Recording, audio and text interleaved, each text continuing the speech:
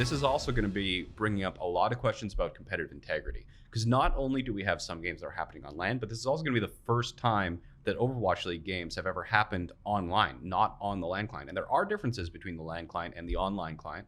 But in addition to that, we don't have an updated schedule yet. But Shanghai Dragons was originally not, because of the cancellations, we weren't going to see them until week 11. That's a long time to not see a team. That's a very long time. Bring up those issues with when someone has a much longer time to prepare and see strategies, then you'd be like, well, this is a huge head start. But now I would say it doesn't matter as much because you have hero pools, right? Yes. So you're not really you're not able to counter strat people quite as much, but it's still a long time to sit there and prepare and in the same way, there's also a huge difference between scrimming and officials, and you never really know where you suck until you actually step on that stage, play an official, and see where the cracks are, right? You can scrim 1,000 times, but players play differently in scrims between a scrim and a stage match. And I think that, a lot of these teams, Los Angeles Gladiators and the San Francisco Shock, with these online games, I assume that we're going to have a lot of makeup games in the Pacific Division, which means that we've only seen the Shock play once. We've only seen the Gladiators play once. And I think that, at least for me, that seems pretty optimal. Play one game, get that stage experience, kind of see where you are, test it in an official match. And then after that, just go, prep, get ready for hero pools, and then roll right back in there. I think that you've got to have that kind of sense of anxiety or really how good are we. So you're saying them playing one game is inherently better than the other Korean or Chinese teams that have played zero? Yeah. I mean, I'd agree with that. Yeah. Yeah, for 100%. Sure. If you were the Shanghai Dragons and you're not playing till week 11, there has to be so much pressure on you. Because at this point, you have a little bit of advantage because nobody really knows how good you are, but you don't know how good you are either. You have no idea. Well, it's the classic scrimbucks versus the actual what happens when you're on stage. And I consider playing one game at this point, sure, it's better than zero, right? But I consider it in terms of where we know these teams were at. Yeah, it's essentially zero. Architect played Ana for the Shock, okay, in week 2. Architect did fantastic. And he wasn't bad or anything. They said Krusty, said it was very good, and that was their plan going into it. And they won, but it still was interesting. We just don't know what they're going to be doing, right? And then hero pools adds that variability more. When you have a coach like Krusty at the head that really does stuff that seems unconventional at times, like putting Architect on, right?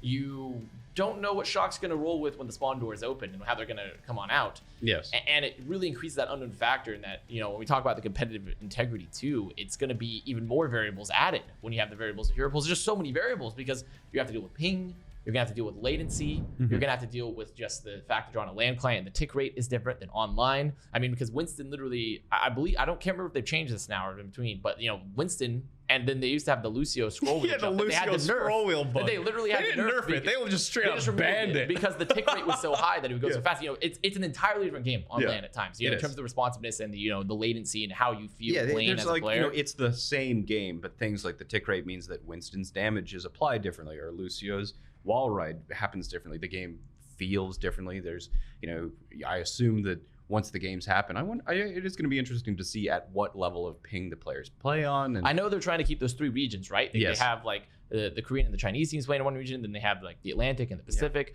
So they're trying to keep them very regionally based so the pings are not crazy, which is a very fair thing. It's very smart too. Yeah, that makes a lot of sense. It's the best possible compromise. You have to give the props. You have had it's not unheard of, at least in the tier 2 region, or tier 2 scene just in general, for people to be playing from a different region and competing. You had Trill was a very famous example, and then especially the teams that had Koreans, it was very common for players to have 150 ping playing semi-professionally.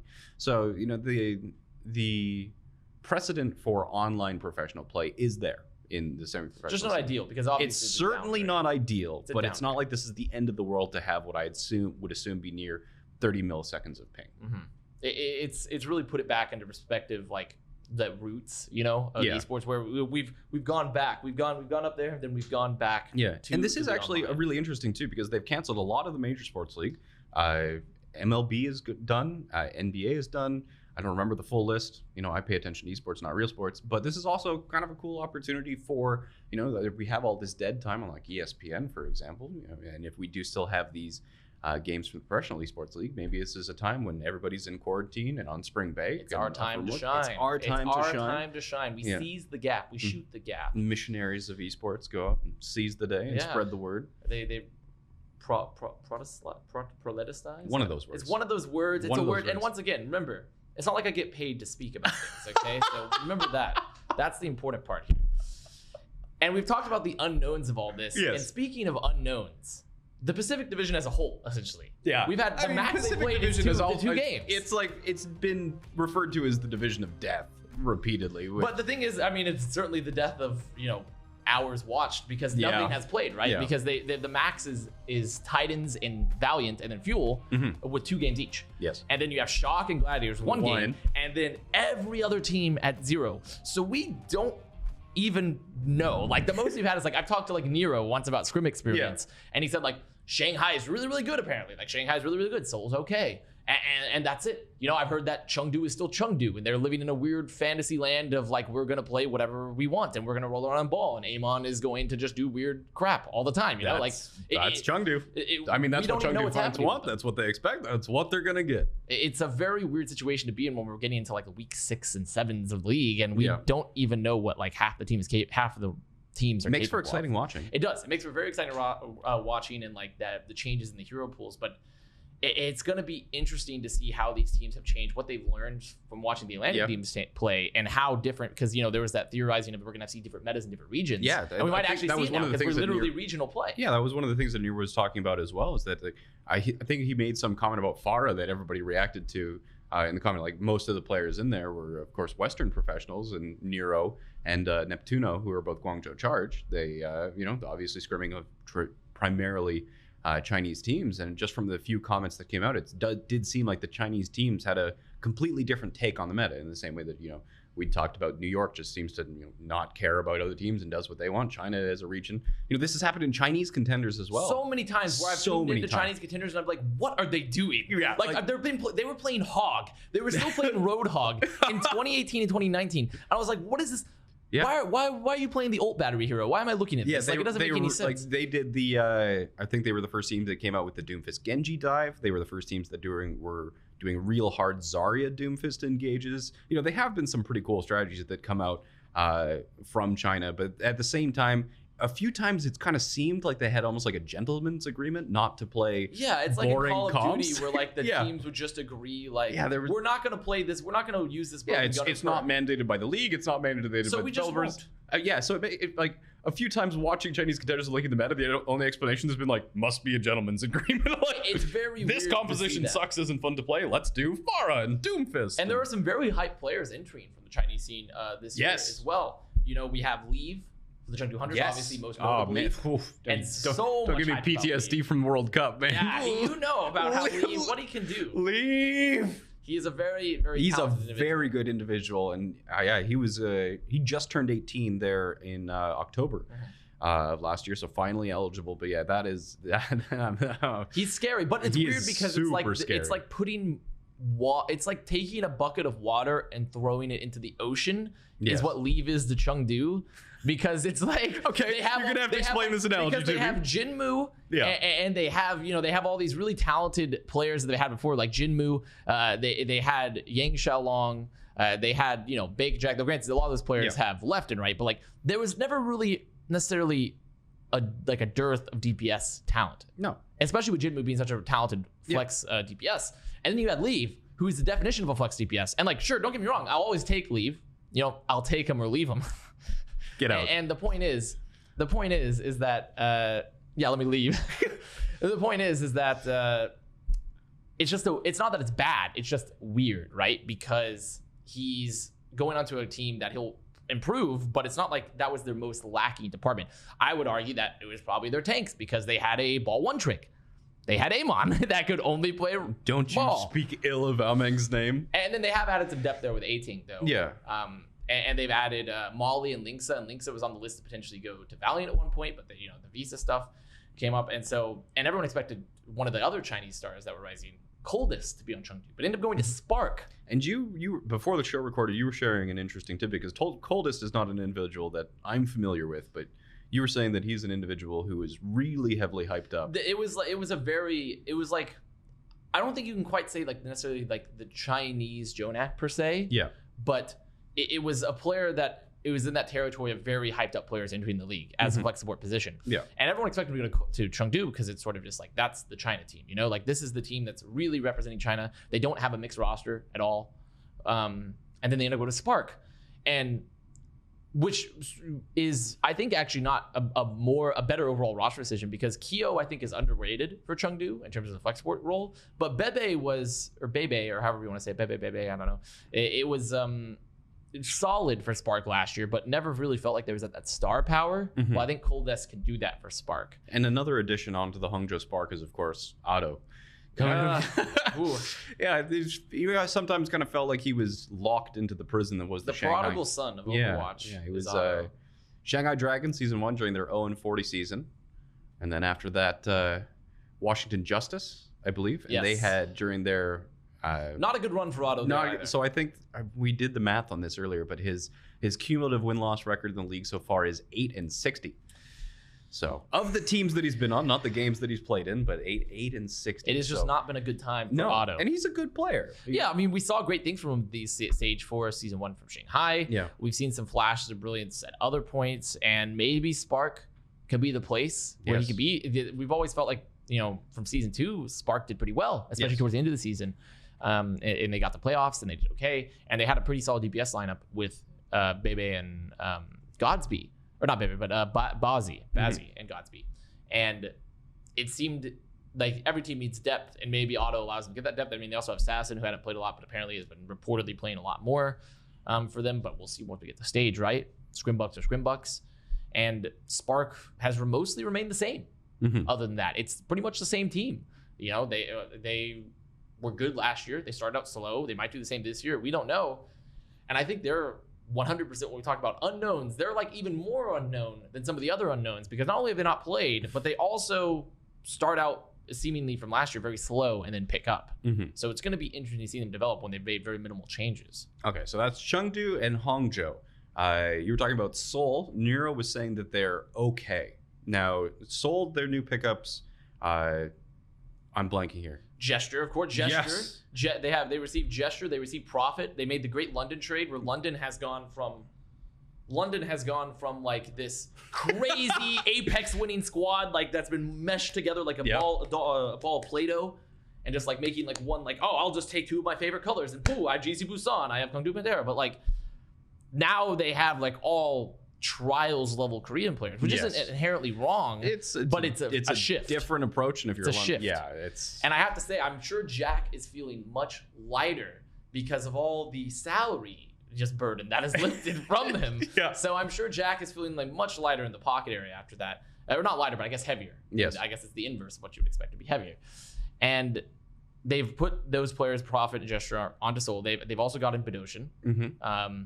And then Jaehong went to Titans and stuff like that. Fleta went to Shanghai, and Shanghai, people were saying it's monstrous. Yeah, Shanghai's rumored to be extremely very, very good. And they have Fleta and Void. Mm-hmm. They've also gotten a previous contenders player with Stand 1, which people rated as pretty low, but is apparently very adaptable and has looked pretty good. He's had good moments. And they have Lip, who is insanely tall, but also very, very good. An unknown player that I didn't really know much about, and has broken onto the stage, and apparently has continued to be very good in what we were hearing from those scrim areas. But Seoul, that's what people are very interested about, because they're the Seoul Korean team, the Seoul Korean team, and I can't stop.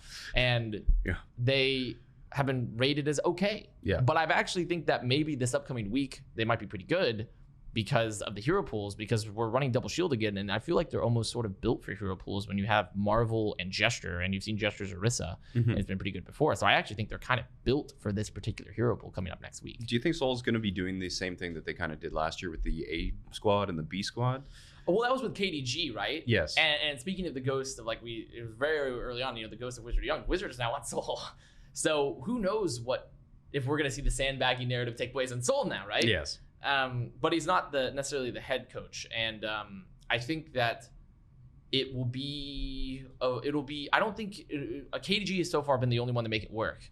So I don't know if we'll see a lot of the A squad and B squad being used. I think we're going to see a lot more substitutions regardless, because it's been an interesting time. There's been a lot more travel than expected, and who knows what happens after this period where the homestands been canceled for COVID, and we move back to maybe the regular format. I could expect to see more substitutions, but who really knows exactly if that dual squad method's even going to be employed for Seoul now that KDG is not there. So that's 4 teams. Who are we missing? We've got Seoul Dynasty. We talked about Guangzhou Charge. So our Speaking boy, of Nero. yeah. Speaking of Nero and Neptuno being the recent addition during the off break there, but other than that, pretty much the same squad. Yeah, they haven't changed too much overall. I think for them, it's more of, do they retain some of the explosiveness they had? Because they had some very explosive points.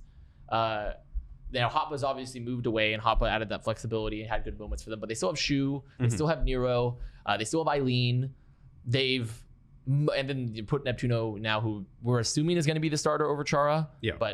And they have Rio. They have a lineup that we think has been pretty good. They've added, I think it's Krong. I believe it. Yeah, it's Krong. Yes, They've added Krong from Korean Contenders. So you would think that they're mostly about the same. And so for them, it's about finding consistency, because they had great moments last season. Especially near the end. They had great moments. Well, that was one of the things that I wanted to bring up, is that actually Guangzhou Charge's increase in performance during the end.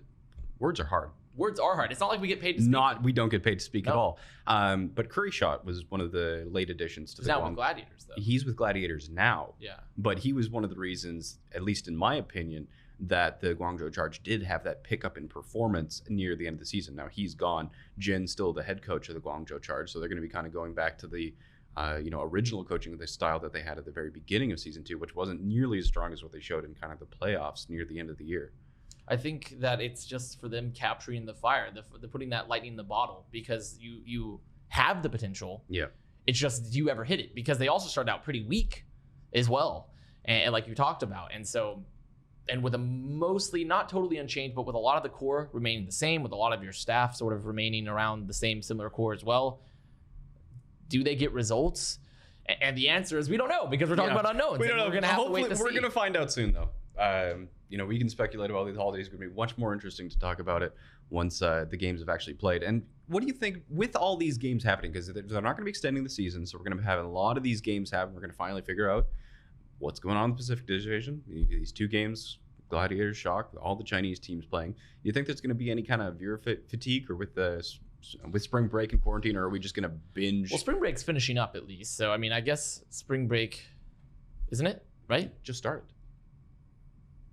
Oh my goodness. It's been so long since I've been in school. I don't even know when spring break. Most schools are also doing like the 3 week, because that's so right. I forgot they have longer school camp. This is what it's like getting old, huh? Yeah. This is what it's like. Imagine. Well, I think viewer fatigue is always something to be worried about, but considering that they're still planning to keep it on the weekend format, it's still less total time throughout the week, right? But also it depends on how they're actually gonna end up doing the schedule, right? If they pack it in with a bunch of games, then maybe we could see that. If they keep it spread out, then we don't know. And if anything, anything's gonna be better than seeing just the same few teams. The same Atlantic teams. After I've seen Justice play what for did you call the match between the Outlaws and the Toilet Bowl? The Toilet Bowl. The Toilet Bowl. We don't need to repeat it that one. But I don't think the Toilet Bowl necessarily will repeat itself. I think that was an early game phenomenon, hopefully. That was once you've gotten to like the 20th Justice game and the 20th Justice homestand, and you see the acrobats rolling out with the mascots of DC, and you're like, I've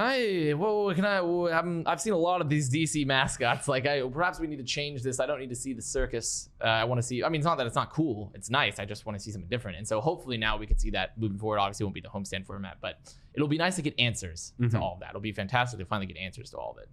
I'm looking forward to it. But that's all the time we have for today. I hope you enjoyed our first episode here in the Frontier Communication Studio of Contested.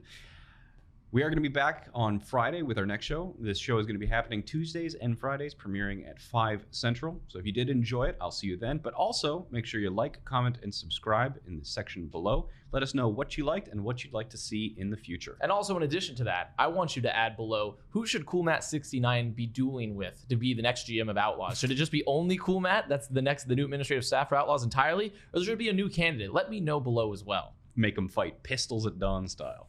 Yeah, you just need to let me know there, because I think it's going to be very interesting if he's the only staff member. Okay, see you Friday, guys.